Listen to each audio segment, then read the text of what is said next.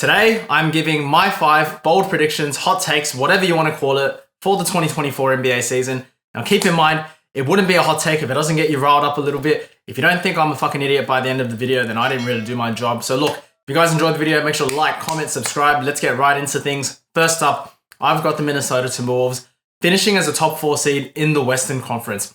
First and foremost, Anthony Edwards. He's getting hyped up a shit ton leading up to this next season, right? His 2K rating's going up a lot. And whilst I don't think he's necessarily an MVP candidate type player just yet, he's probably just short of that category, he's damn fucking good. He has improved his game every single season into the league. And he's like, what? He's 23 years of age right now. And over the past 3 seasons, we've already seen him become a much improved 3-point shooter, a much improved passer, a very, very, very good defender. So going into his 4th season now, there's no reason to believe why he can't improve on his game any further. And mentality-wise, you see the Michael Jordan comparisons. He is someone that wants to win, wants to lead his team to victory, and I think is a very, very natural leader. Now, if there is any knock on Anthony Edwards' game, I do think it's passing out of double teams and getting a lot of the other guys involved in those situations, especially a Karl Anthony Towns, especially a Rudy Gobert. Part of that is the reason why the Timberwolves traded D'Angelo Russell and brought in Mike Conley, simply because D'Lo didn't know how to find the ball to Rudy Gobert, and because they paid so much for Rudy Gobert, now they had to get Mike Conley, who, although he's old, has got great basketball IQ, and most importantly, he's played with Gobert before, so they can't admit that they fucked up the Gobert trade, right? So, look, if there's anyone that can improve that aspect of his game, it's definitely Anthony Edwards. And, speaking of Gobert and Karl Anthony Towns, they only played 27 games together last season as a whole. And after Karl Anthony Towns missed a big chunk of the season, he came back, with like a few games left in the regular season, if I'm not mistaken, came back in the playoffs. They just threw him out there with Gobert, and obviously shit's not going to go to plan. And so with the full offseason, with the full training camp, with Mike Conley as well, I do think that the Towns and Gobert situation, although it may never be perfect, it will be improved, because it certainly can't get any worse, at least in my opinion. Who knows, man? Look, next up, you got Jaden McDaniels as well. This guy is quite arguably the best perimeter defender in the entire NBA. I do think that he was snubbed off a all-defensive team last season.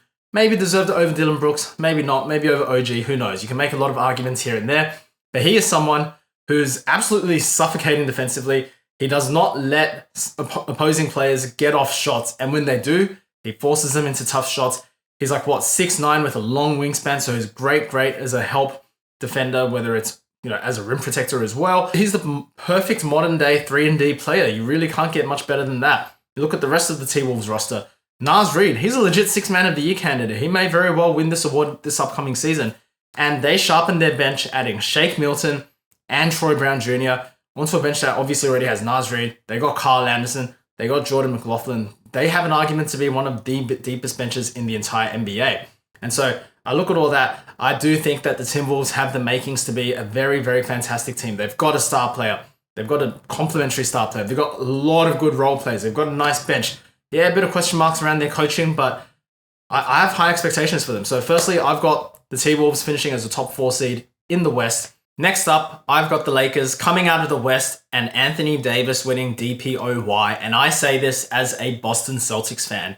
Look, this isn't to discredit the Denver Nuggets or anything. They just won the NBA championship. They've got the best player on the planet. So this is why it's a hot take, man. So if you disagree with me, that's fine. But look, the reason why I say this is, firstly, in recent years, the team that has won the NBA championship, or let alone the 2 teams that make the NBA finals from their respective conferences, they don't make it the following year. You look at this year, Miami and Denver made it. Last year, it was Boston and Golden State.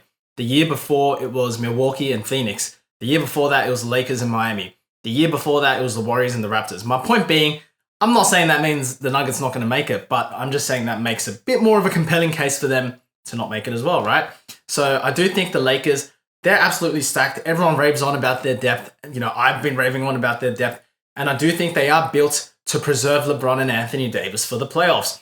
You got a lot of guys who can get buckets. Like, the offense won't just fall apart when LeBron and AD aren't in the game, You got Gabe Vincent, D'Lo, Reeves, Hachimura, fucking even Christian Wood, bro, whatever. Like, you got a lot of pieces there.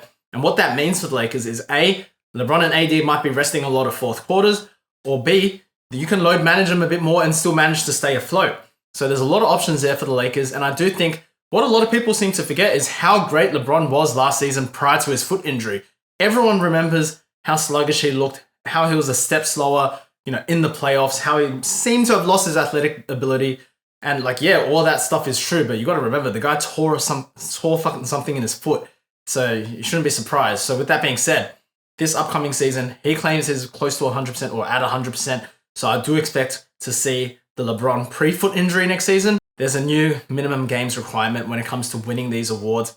You need to play 65 wins to win DPOY. I'm going to say it right now, if Anthony Davis plays 65 games, which is a big if, obviously, he's winning DPOY. I don't think there's anyone that really comes close to him. Maybe Bam Adebayo, but Anthony Davis, man, I don't think there's a single player in the NBA who has as much defensive responsibility as AD, man. Like Bam, yes, it's very similar, but Bam also has the backings of one of the best coaches in the league right now in Eric Spoelstra. You can put me in there and the Miami Heat would still probably be a top 10 defense. Whereas Anthony Davis, the Lakers defense pretty much just relies on him. Like, I'm not even exaggerating, man. And when you look at last season, the Lakers turned the tide after the trade deadline, even with LeBron on the sidelines, and it all started with AD on the defensive end. He carried them offensively too, but it all started on the defensive end. They were the number one defense post All-Star break. And you look at AD as an individual defender. He's one of the best rim protectors in the NBA today. He can switch onto the perimeter and lock shit up as well. So, like I said, assuming he's healthy, I think he runs away with that award. So I've got the Lakers coming out of the West, AD winning DPOY. Next up, I feel like at least one of the Sacramento Kings and the Dallas Mavericks are going to miss the playoffs. Maybe it's a hot take, maybe it's not. Maybe they both miss the playoffs, I don't know. The Kings, firstly, look, they were a great story last season, finishing third in the West, and maybe I'm still sleeping on them, I don't know. But honestly, I just don't see them replicating the success that they had last season. They were the greatest offense, I believe it was in NBA history, so that alone is going to be hard to sustain. And a lot of the teams in the Western Conference got better, and you look at the Sacramento Kings and their offseason additions, and it leaves a lot to be desired. They added EuroLeague MVP Sasha Vezenkov. I think he's a great addition, but if anything, he's only a bench piece, right? They added Chris Duarte, hasn't been good since his rookie year. JaVale McGee got the bag from Dallas and then just stopped playing good basketball. You got Jalen Noel, comes in, might score 20 points once every 10 games, but then offers absolutely nothing in those other 9 games. So these guys, I just don't think they move the needle much. And unless Keegan Murray takes a huge sophomore leap, I just don't think the Kings are going to be able to have that same level of success that they did last season. Would love to see it happen. I just don't see it happening. As for the Mavericks, I love what they did in the offseason. They brought in Grant Williams. They got Seth Curry, Derrick Jones Jr., Rashawn Holmes, Dante Exum. But you're in a lot of trouble with your center rotation when you're relying on fucking Dwight Powell and the rookie Derek Lively, however you say his name. That's a recipe for disaster. And no matter how talented Luka and Kyrie are, you can't make up for that lack of size or lack of talent in the paint as well. And speaking of Luka and Kyrie, I do think they're going to get a lot better as a duo, but they're very unproven. 5 and 11 together. They have played more over 500 basketball when one of them plays and the other one sits. And it's just, I don't know. You look at the Mavericks roster as a whole, I think they improved, but it's Luka and Kyrie surrounded with a group of mid to low tier role players. You're talking about your third best player, and the argument is between Grant Williams and Tim Hardaway Jr. or maybe Josh Green. I don't know. I feel like both of these teams, they're probably going to make the play-in, but I wouldn't be surprised if one or maybe both miss out on the playoffs entirely. So that's my third hot take. For my fourth hot take, I've got the Indiana Pacers making the Eastern Conference playoffs as a top 6 seed, so not in the play-in spots, and also with Tyrese Haliburton making All-NBA and the Pacers as a whole finishing with a top 5 offense. So pretty much I see them as the Kings of last season. Now, Haliburton is already one of the best young point guards in the NBA today. That's no secret. He averaged 10.4 assists per game last season, so only 2.5 turnovers, and he led the league in assist percentage at 45.7%. And what's even better was in that final stretch after the All-Star break, he averaged 25.6 points and 12.8 assists per game. I don't think he's going to sustain that for a whole season, but if he comes close to it, that's pretty fucking good. Now, the Pacers as a whole, they've also got one of the best 3-and-D centers in Miles Turner, fresh off the best season of his career. And in the offseason, they added Bruce Brown. He's a Swiss Army knife, does absolutely anything you really need him to do. A lot of teams wanted him, and the Indiana Pacers got him. So they added him. They also went out and addressed their power forward issue. They needed some size at the 4 position. They went out, got Obi Toppin, drafted Jarris Walker. I think it was at number 8. So they addressed that as well. And we look at this team as a whole. They're a pretty young team, and they're led by one of the best minds in basketball in Rick Carlisle. And so between their young core, they got Haliburton, obviously Obi Toppin, like I just mentioned. He's not that young, but he's kind of young. You got Jarris Walker, you got Andrew Nembhard, Aaron Nesmith, fucking, who else is there? Jordan Nwora, Isaiah Jackson. You got a lot of nice young pieces, and you still got the Bruce Browns, you still got the Buddy Hields, you still got the TJ McConnells, the Miles Turners. You've got a lot of nice pieces on this team, and I feel like, it's not unrealistic to assume that all these young players will take a leap forward in their game. And with a great basketball mind in Rick Carlisle, I do think that they're going to sneak into the playoffs as a top 6 seed. So that's my 4th hot take. Look, for my 5th hot take, I've got Jayson Tatum winning MVP. Now, look, I know I am biased as fuck, all right? I admit it. I get it. Now, whilst I hate the idea of voter fatigue, I don't think there should be any voter fatigue, but you can't deny it's a real thing. Joel Embiid won MVP last year.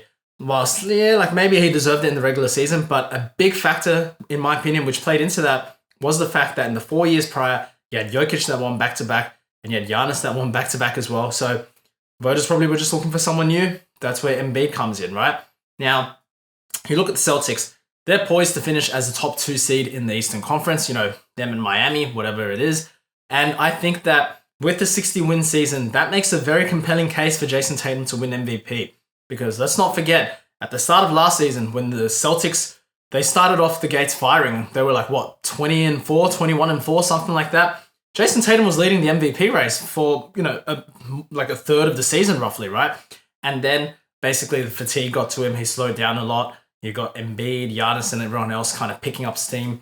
So that's where he kind of fell off. Now, the Celtics team now, you add Drew Holiday, you add Kristaps Porzingis, they're fucking loaded. So firstly, they're going to win games. At least I hope. And then secondly, you have such a stacked team. Jayson Tatum's still the clear alpha dog, but then they may be able to rest a lot of their key players, again, in 4th quarter situations. He might get a lot of rest. He won't burn out as much because I don't have the stats in front of me. Tatum played pretty much, I think, the most minutes in the regular season last season. He scored the most points as well. So I feel like the makings are there for him to finally break through that tier of players, alongside like Luka, Devin Booker, as like guys who just fall short of cracking into that top tier of MVP candidates. I think this year is going to be the year Jayson Tatum does it. Let me know what you guys think. I know there's a lot of fucking juicy takes in here. You're not going to agree with them all. That's all right. Let me know what your biggest hot take is, man. I want to have a discussion. So thank you guys very much for watching. Make sure to like, comment, subscribe, and I'll see you guys in the next one.